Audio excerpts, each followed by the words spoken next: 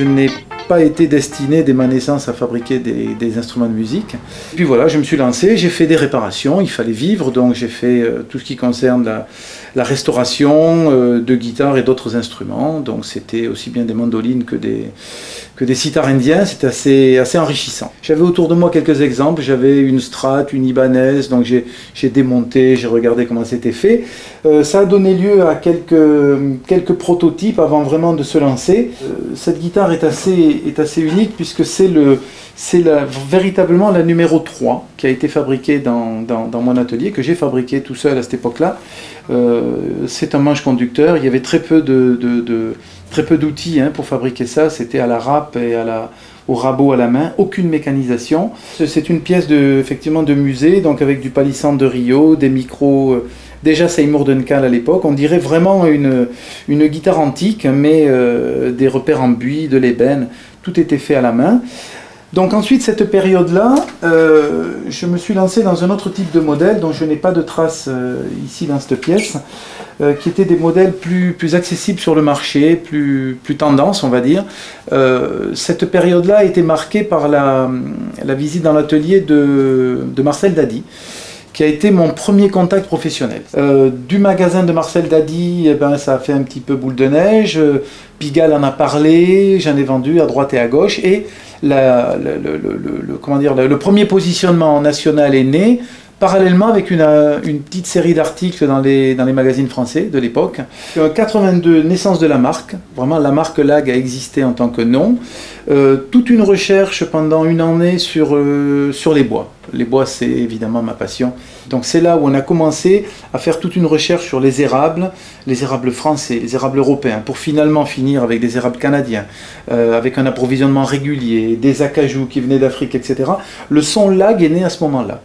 Et là, donc, on prend une autre dimension, c'est-à-dire on commence à acheter des machines, on est 5 ou 6, on s'ouvre sur le marché français, une expérience de la distribution, vraiment là on va chercher les commandes en magasin, on crée une équipe commerciale nous-mêmes, donc un nouvel atelier, un contact à l'export, on commence à vendre, on commence à se développer.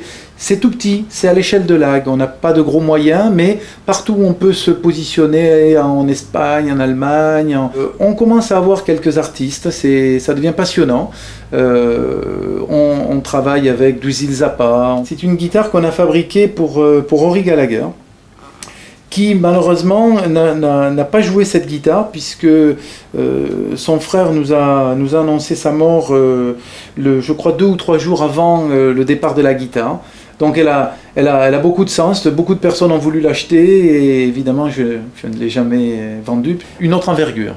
Donc des nouvelles machines, la machine à commande numérique, la cabine de peinture, un nouveau marché pour nous qui se développait aussi à l'export avec vraiment la couverture globale du marché européen, la Scandinavie. Une autre formule dans la distribution, on se renforce au niveau de l'équipe. On est alors pratiquement une dizaine ici. On est dans un autre état d'esprit, on crée des nouveaux modèles. La Roxane devient le moteur de Lag pendant pas mal d'années. Le marché français et international ne nous permettra pas de vivre correctement uniquement sur des guitares qui se situent entre 1000 et 3000 euros. On a besoin d'autre chose, on a besoin de rentrer dans un marché plus grand public. Donc à partir de là, on imagine la transplantation de certains modèles en Chine. Des ateliers qui travaillent nos modèles, on développe les modèles ensemble, on contrôle la qualité, c'est embryonnaire. Mais c'est parti, on est déjà sur la voie du moyen de gamme. Nous allons chercher en Afrique différents acajou que nous sélectionnons. C'est à cette période-là, l'arrivée à Bédarieux, où nous travaillons avec le port de Sète qui importe justement tous ces matériaux africains. Et donc là, je suis à l'affût sur ces matériaux qui vont pouvoir créer de nouvelles sonorités, de nouvelles tendances. Nous les analysons, nous faisons des recherches sur leur sonorité, sur leur résistance. Nous avons massacré ici une guitare au fil des ans, de façon et notamment au niveau du manche, il a été fracturé je crois 17 fois, il a été recollé, vissé, cloué, le corps pareil, et c'est une guitare que nous traînons ici dans l'atelier parce que après tant d'années, elle est la preuve que les sévices du temps n'ont pas d'effet sur elle, elle marche, tout marche. Il y a marqué sur le manche « Lag never dies », ça veut bien dire ce que ça veut dire. Gérard Garnier est un homme de vision. c'est un grand entrepreneur. Gérard Garnier, c'est Camac, c'est la boîte noire du musicien, c'est tout ce qui tourne autour des instruments de musique en France au niveau de la distribution dans les magasins de musique et toute la communication qui va avec. La boîte noire, c'est une image, c'est quelque chose qui est vraiment pour le musicien, et donc en 2002, nous rentrons dans cette structure-là. On a travaillé sur des finitions qu'on a appelées mat design.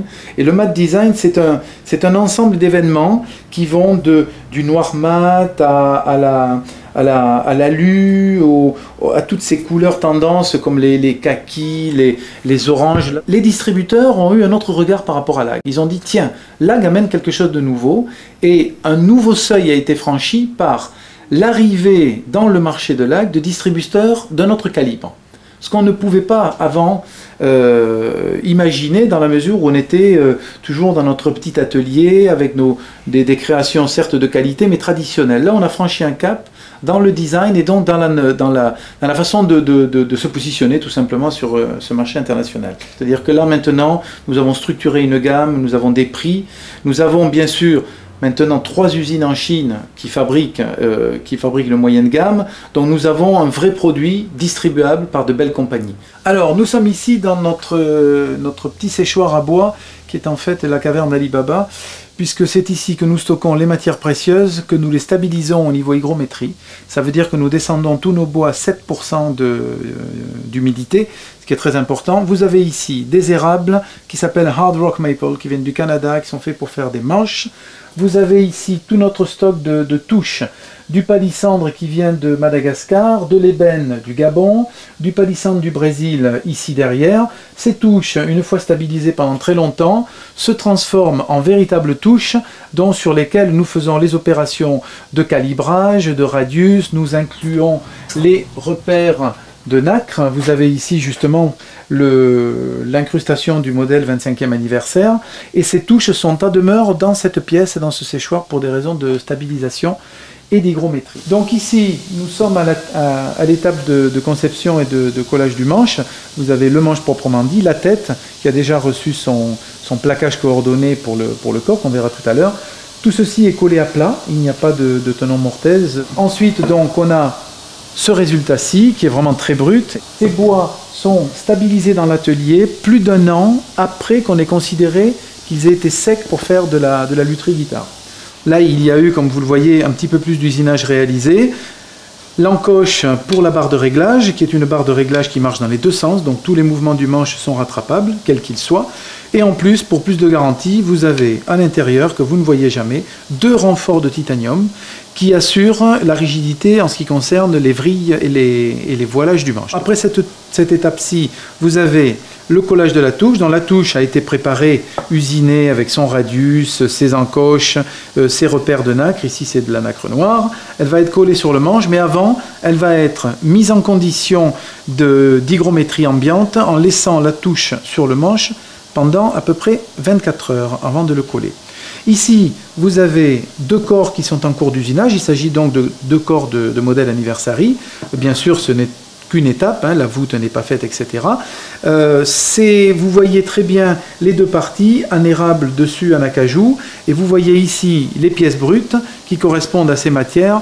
Les grands blocs orangés qui sont vers l'arrière-plan sont des blocs d'acajou, et devant, quelques tables en érable qui vont être collées par de suite après avoir été choisies et stabilisées. Ceci est la partie active informatique 3 dimensions de la machine à commande numérique qui est ici et qui travaille donc sur un système de changeur d'outils avec 12 outils que vous allez voir fonctionner, qui est assez impressionnant.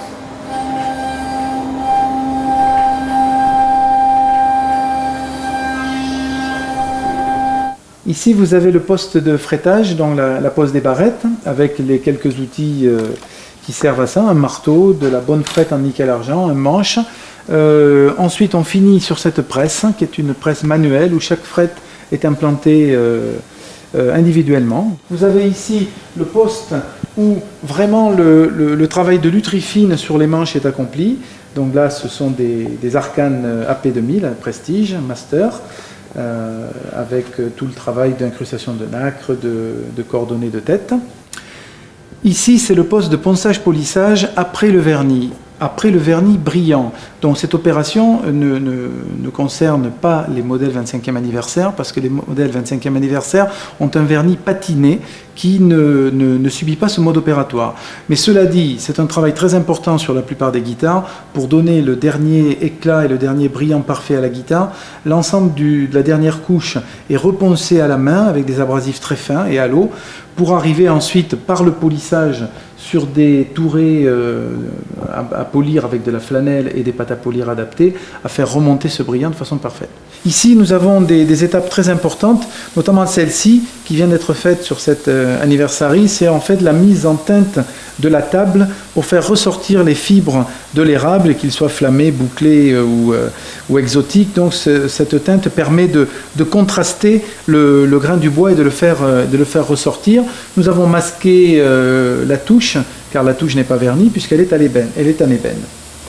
Voilà, vous pouvez voir également quelque chose d'intéressant qui a été fait juste avant cette étape, c'est la garniture des cavités qui vont recevoir de l'électronique, quelle qu'elle soit, micro ou cavité électronique, avec une peinture qui est en fait du graphite pur, et chaque cavité est reliée par un point de masse avec un fil qui parcourt l'ensemble des cavités électroniques et qui assure une isolation contre les parasites et les bruits de fond absolument parfaite.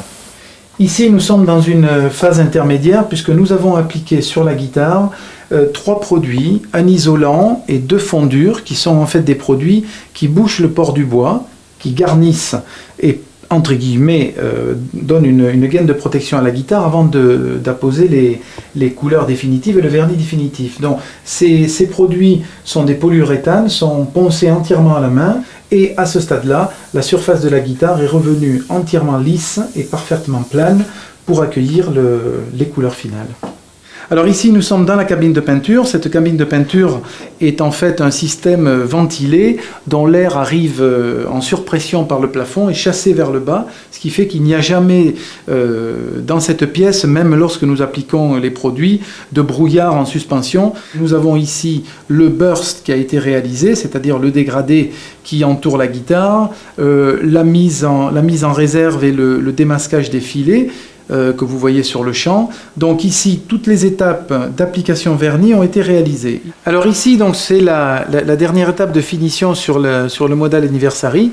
Il s'agit d'une patine dont Olivier seul a la recette et qui se transmet de génération en génération depuis la période des druides, qui est une patine qui va donner donc à l'instrument sa véritable vie, puisqu'en fait d'un produit résistant, comme je vous disais, sur base polyuréthane, nous allons en faire un véritable objet d'art. C'est très long, il va falloir plusieurs couches, plusieurs essuyages, plusieurs frictions à la mèche à vernir, de façon à ce que la cire pénètre, sèche, et ensuite se patine par l'action du chiffon. L'action est extrêmement bénéfique également sur le manche, puisque c'est ce produit qui va donner toute la souplesse au contact, toute la douceur au manche, qui va bien sûr, comme son nom l'indique, se patiner avec le temps et devenir de plus en plus tactile. Nous avons choisi la Roxane parce qu'elle représente toujours au fil de ces années certainement l'image la plus forte de l'Ag. C'est une guitare qui est très soyeuse, jusqu'aux accessoires que nous avons fait fabriquer dans une finition un petit peu particulière qu'on appelle Antique Gold. Donc c'est un vieil or. C'est comme s'il avait déjà vécu, c'est comme s'il s'était déjà patiné avec le temps. Il n'a pas cette agressivité quinquante et ce côté artificiel malgré tout de l'or neuf. Pareil pour les micros, tout est fait dans le satin noir. Les repères de touche, donc sur une touche en ébène, sont en nacre tahitiane, donc c'est une nacre noire qui n'est pas noire bien sûr, mais qui a des reflets comme les roses noires qu'on trouve dans les beaux jardins. Au niveau du son, évidemment, on a fait faire des micros spéciaux par Larry Di Marzio, qui nous a fait des micros inspirés de sa gamme, mais avec un son un petit peu différent. Les modèles que nous fabriquons en Chine sont à considérer comme des petites sœurs de celles que nous fabriquons ici. Elles sont fabriquées avec les mêmes soins, elles sont fabriquées souvent avec les mêmes matériaux. elles ont la même philosophie. Elles sont simplement conçues dans un contexte de fabrication qui permet des réductions de coûts, de main-d'œuvre et de charges, et qui nous permet de les mettre sur le marché à des prix extrêmement compétitifs. Mais par contre, la qualité, le souci du détail est exactement le même. Tant qu'on s'amusera à faire des guitares, l'avenir sera souriant.